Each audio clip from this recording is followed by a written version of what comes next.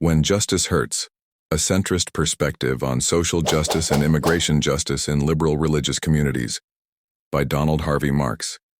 Physician, scientist, and third-generation veteran, the Unitarian Universalist, UU, Methodist, RC, and other liberal religions organizations are known for compassion, inclusivity, and respect for human dignity. These values drive many social justice initiatives, including activism around criminal and immigration justice. But as a centrist who has watched the rise of increasingly leftist approaches within UU communities, I am compelled to raise a concern. Some UU projects, while well-intentioned, may actually be doing more harm than good. This is not an argument against justice, far from it. It is an argument for wise, balanced, and effective justice, the kind that truly uplifts people and sustains communities, rather than creating division or unintended harm. Shared values, divergent methods. UUs seem to be united by a belief in the inherent worth and dignity of every person, including non-liberals and non-leftists. Where UUs sometimes differ is in how best to honor that belief. Too often, the loudest voices in UU congregations assume that the most radical positions, unrestricted immigration, maximal welfare expansion, or performative public protest, is synonymous with compassion. But justice is not measured only by intention, nor by performative virtue signaling, but is measured by outcomes. And outcomes matter, both for the people we want to help and for UU members themselves. The problem of unintended harm immigration justice projects.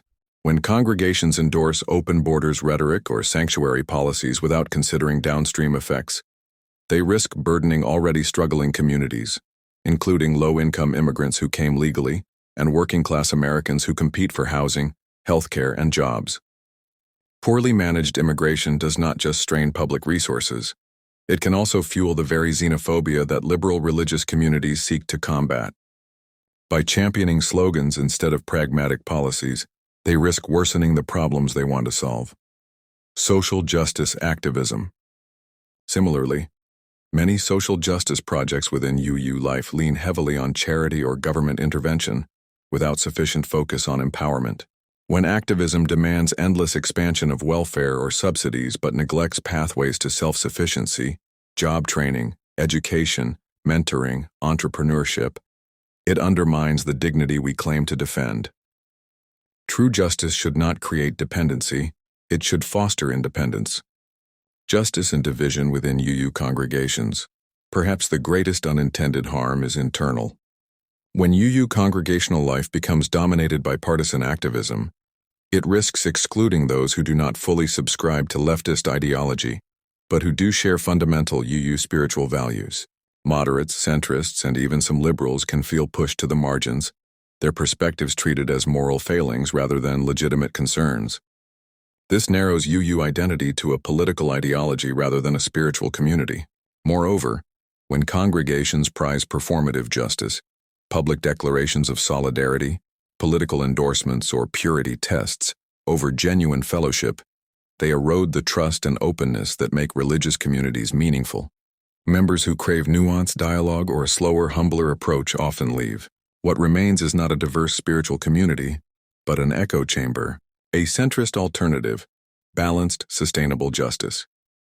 There is another way forward to social justice initiatives within MUUF, one that blends compassion with accountability and moral conviction with humility.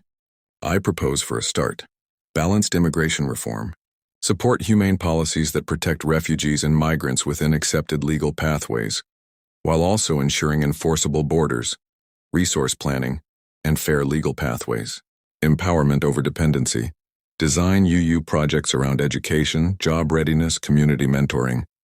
Don't place UU members in harm's way by obstructing or interfering with legal enforcement operations, verbal harassment of police, neighborhood messaging chains to attract to enforcement areas.